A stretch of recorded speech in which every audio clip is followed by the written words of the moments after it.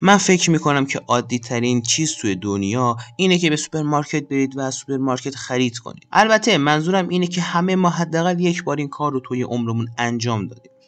درسته، وقتی که همه ما برای انجام فعالیت‌های معمولیمون به سوپرمارکت میریم تا وقتی که انتظار چیز خیلی وحشتناکی رو نداشته باشیم برامون اتفاق نخواهد افتاد.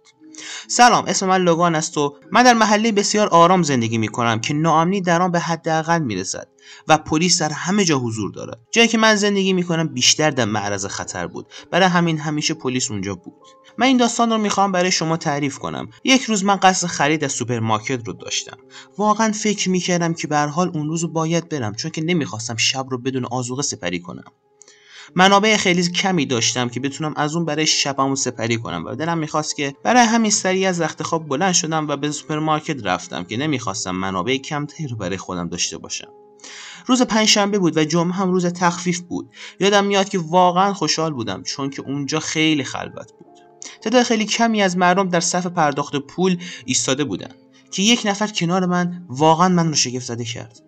کچل بسیار سفید بود، اما با رنگ پوست غیر طبیعی که واقعا مثل جسد بود. اون لباس پیشخدمت رو پوشیده بود و دستش سینی با تکه های گوشت بریده آماده برای خوردن داشت. به من گفت اوه سلام قربان، پک نمونه های رایگان ما رو میل میکنید؟ این کلمات رو با لحنی دوستانه به من گفت، اما صورتش کاملا ترسناک بود. چشمان بزرگش سفید بودند و تقریبا به اندازه بدنش هم میلرزیدند. پوزخند بزرگی که داشت از گوش تا گوش واقعا یخزده بود، اما بدون شک عجیب ترین چیز قطعا نگاهش بود. اون روی من دوخته بود و حتی یک لحظه هم پلک نمیزد. وقتی رسیدم به قفسه نوشیدنی ها اون رو دوباره اونجا دیدم، اما من قبلش با پلیس تماس گرفتم تا اینکه به داد من برسن، چون مطمئن بودم این شخص ترسناکه، ولی مطمئن بودم هم حمله میکنه، ولی نه در محیطی که اینجا هست. اون اومد جلو و من گفت اوه قربان، شما خیلی لاغر به نظر میرسید و انگار دارید میمیرید. بیاین از این پک رایگان من استفاده کنید، اینا رایگان هستن، میتونید از این پک بخورید، اینا واقعا خوشمزه هستن. و من در جواب به اون گفتم اوه نه ممنونم، من گیاهخوار هستم و نمیتونم گوشت بخورم. بعد از چند دقیقه اون دوباره به بحثش ادامه داد و همچنان میگفت پک رایگان من میل کنید. من هم به طرز ناخوشایندی اونو هول شدم و راهم ادامه دادم، ولی سریعا اون من رو گرفت و از پشت خواست گوشت رو به زور داخل دهن من کنه. نمیدونم چش بود، اون گده‌ام رو گرفت و فقط میخواست گوشت رو بده من بخورم و من هم سریعا داد میزدم و از مردم کمک میخواستم و به اون میگفتم اوه خود من دست از سر من وردار، من نمیخوام این گوشت لعنتی رو بخورم. همینطور که اون داشت به من میگفت شما باید از این پک رایگان من استفاده کنید و شما باید از این پک رایگان من استفاده کنید. همون موقع از ترسم فهمیدم که این گوشت ایرادی داره، چون واقعا فقط میخواست من این گوشت رو تست کنم، نه هیچ کسی دیگه. اون موقعی که داشت منو خفه میکرد و من داشتم بیهوش میشدم، سریعا پلیس به اینجا رسید و پلیس ما رو از هم دیگه جدا کرد و اون مرد رو گرفت.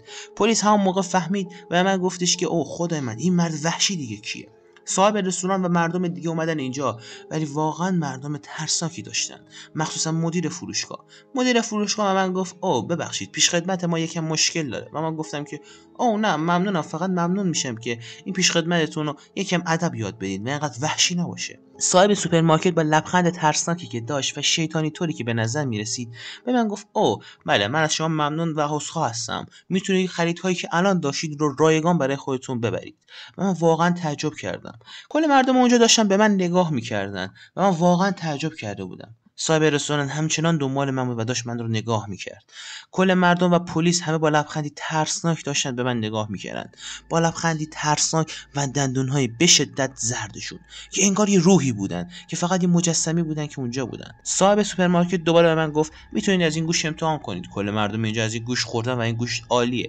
و مردم اونجا همه به من نگاه کردن و من میگفتن این گوشت رو تست کن، این گوشت رو تست کن. همون موقع بود که فهمیدم بعد سریعا از اینجا فرار کنم، چون این سوپرمارکت یه سوپرمارکت معمولی نیست، بلکه یه سوپرمارکت نفرین شده است. من با داد و بیداد شدید از اون سوپرمارکت اومدم بیرون و مردمی که جلوی در اونجا هم بودن همزمان با من فرار کردن. نمیدونم اونها از چی ترسیده بودن. و اون مرد اومد به بیرون و همچنان داشت میگفت از پک رایگان من میل کنید.